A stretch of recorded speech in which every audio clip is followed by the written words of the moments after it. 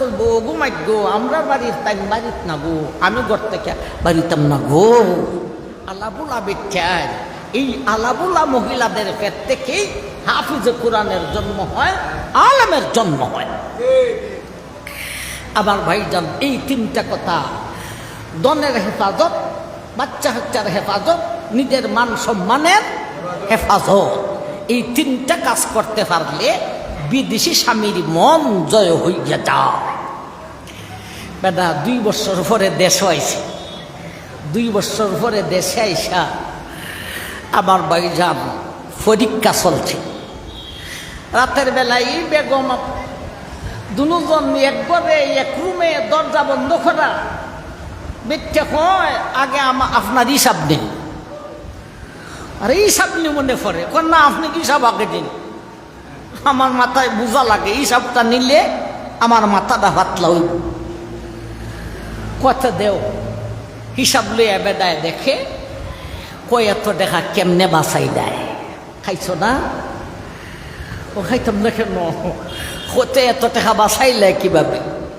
বেটে কয়, স্বামীরে আমার, যার জন্য বাপ সারিলাম, মা সারিলাম, এলাকাবাসী সারিলাম, যেই স্বামীর জন্যে, পরে আমার স্বামী, এখন আমরা 2 জন কোন জায়গায়, একই গ্রামের ভিতরে, একই দেশে, একই গ্রামে, একই মহল্লায়, এক বাড়িতে, এক ঘরে, এক রুমে দরজা লাগানো।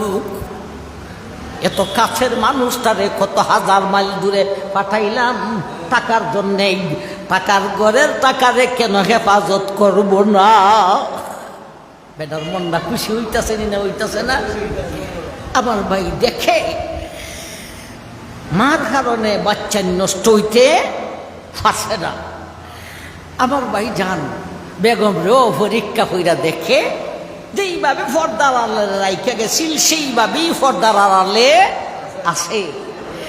আমার ভাই আধা ঘন্টা বা ঘন্টা খানেকের ভিতরে বেদিরে পরীক্ষা হইরা দেখা লাইছে। আমার ভাই জান কোন 2 বছরের মনে কষ্ট দিল না স্বামীর 2 বছরের মনকে জয় করিল? মনকে কষ্ট দিছে না জয় করছে? জয় করেছে। বেডালা বড় খুশি। আমার ভাই এইভাবে বিদেশি স্বামীর মনকে জয় করারও ব্যবস্থা আছে। এই হলো স্ত্রীর জন্য 2টা সবক। হাফিজাতুল লিল গায়বি বিমা, লিল গায়বি বিমা হাফিজাল্লাহ। ও স্ত্রীর দম, তোমার স্বামী যখন তোমার বাড়িতে থাকে গো, এমত অবস্থায় তুমি তোমার স্বামীর মনটাকে জয় করিয়া স্বামীর ভক্ত হইয়া যাও। 2 নম্বরে, তোমার স্বামী যদি তোমার কাছে হাজির থাকে না গো, 3টা সবক মানিয়া বিদেশি স্বামীর মনটাকেও জয় করিয়া লও। এই হলো স্ত্রীর জন্য 2 সবক। স্বামী হাজির থাকলেও, প্রেজেন্ট থাকলেও মন জয় করো, স্বামী বিদেশ থাকলেও মন জয় করো। এই হলো স্বামীর জন্য 2 সবক, স্ত্রীর জন্য 2 সবক। 2 জনে মিলাইয়া 4টা সবক। এই 4টা সবক যদি পালন করতে পারে, স্বামী স্ত্রীর মধ্যে কোনোদিন দ্বন্দ্ব দেখা দিবে না। আমার ভাই জান, এই হলো আজকের আলোচনার অর্ধেক শেষ হয়েছে। স্বামী স্ত্রী যাতে ঝগড়া লাগে না, কি সবক পালন করিয়া চলিব। এক ভাগ। আর এক ভাগ ছিল এই জানে না বা তো যাই না, ও পালন করছে না, যার কারণে 2 জনের মধ্যে ঝগড়ায় দেখা দিলাইছে। এখন সেই ঝগড়াটা মিঠাই তো কিভাবে? আল্লাহ এরপরে বলেন, ওয়াল্লাতি তাখাফুনা নুশুজাহুন্না